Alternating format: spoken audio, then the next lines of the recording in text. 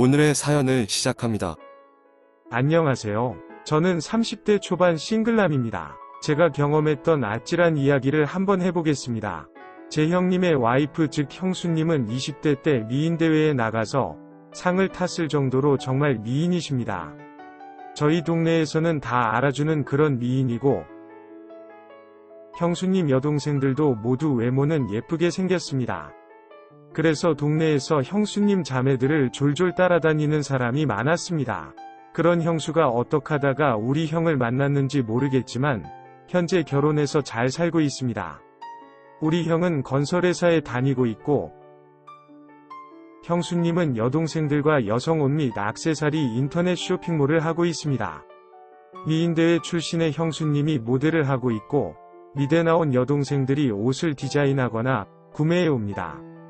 처음에는 용돈벌이만 되었으면 좋겠다며 시작한 쇼핑몰이 대박이 나면서 세 자매가 회사를 그만두고 본격적으로 쇼핑몰을 운영하기 시작했습니다. 그러면서 짐도 많이 옮겨야 하고 믿고 자금 운영을 할 사람이 필요했던 시기에 형수님께서 저에게 같이 일해보지 않겠냐고 제안을 주시면서 저도 그 회사에서 같이 일하게 되었습니다. 친구들이 잘 다니던 공기업을 그만두고 형수님과 사돈처녀들이 운영하는 작은 회사로 이직한다고 한심하다고 하였지만 이직하자마자 업무용으로 쓰라며 외제차를 사주고 월급도 그전보다 2배 이상 올려주는 것을 보고 나서는 다들 부러워하였습니다. 월급도 늘어나고 복지도 좋고 심지어 쇼핑몰이 망하지 않는다면 고용도 안정적입니다. 게다가 제가 입사한 후에 추가로 밴드나 유튜브를 통해 판매 인프라 늘리면서 매출이 증가되었고 별도의 인센티브까지 받다 보니 회사 다닐 때보다 만족도는 훨씬 높았습니다. 그 대신 공기업 다닐 때보다 훨씬 바쁘고 일도 많았습니다. 전 직원이 10명도 안 되는 회사이다 보니 니일 내일 할 거 없이 다 해야만 했습니다. 게다가 저 혼자만 남자 직원이다 보니 유독 힘써야 할 일들은 자연스럽게 다 제 일이었습니다. 그렇게 잘 다니고 있던 중에 부모님께서 나이를 먹으니 어릴 적에 살던 고향이 제일 좋은 것 같다며 시골로 이사를 가시게 되었고 부모님 집에서 살던 저는 지낼 곳이 없어졌습니다. 쇼핑몰 근처로 전세를 알아보고 있던 중에 어차피 형 집이 넓고 빈 방도 많고 형수 회사에서 일하는데 저 결혼할 때까지 같이 살자는 형의 제안으로 형 집에서 같이 살게 되었습니다. 아기도 없고 결혼한 지 몇 년 안 된 신혼부부 집에 같이 사는 게 꺼림칙했지만 돈도 아끼고 출퇴근도 편해질 것 같아서 형 집에 들어갔습니다. 게다가 형수도 바쁘고 형도 출장이 많은 편이다 보니 집안일을 해주시는 이모님이 계시다 보니 너무 편했습니다. 식사며 빨래며 청소에 설거지까지 다 해주시니 호텔에 사는 것 같았습니다.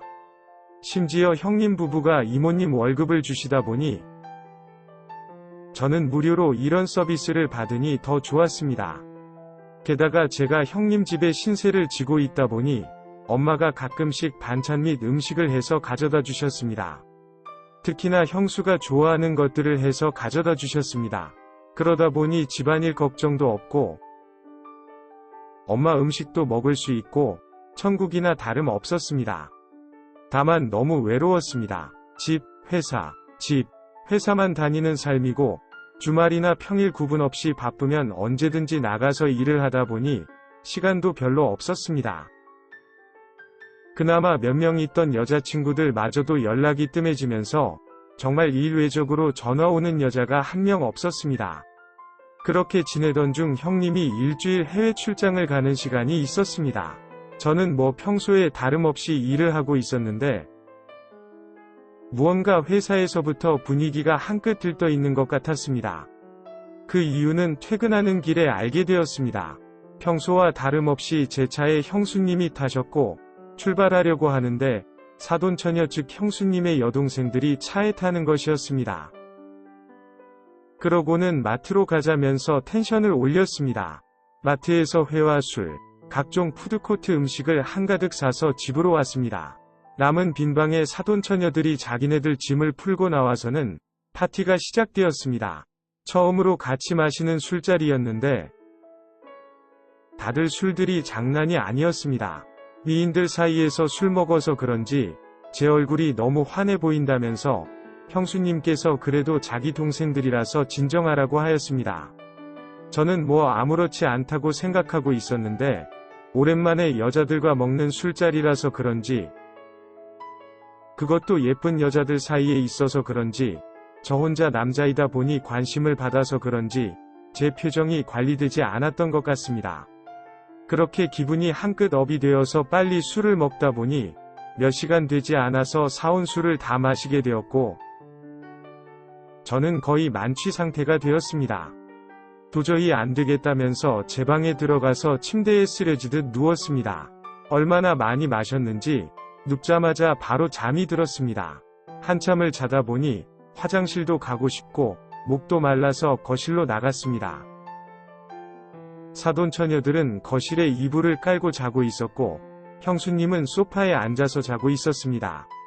자는 모습이 너무나 불편해 보여서 안방에 들어가서 자라고 흔들어 깨웠지만 많이 취하셨는지 일어나지 못했습니다. 결국 제가 형수님을 부축해서 안방으로 갔습니다. 부축하면서 제 몸에 닿는 형수님의 몸이 저를 자극하였습니다.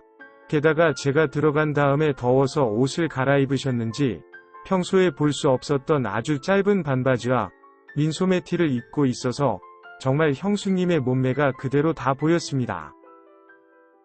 긴장이 되다 보니 식은땀이 나기 시작했습니다.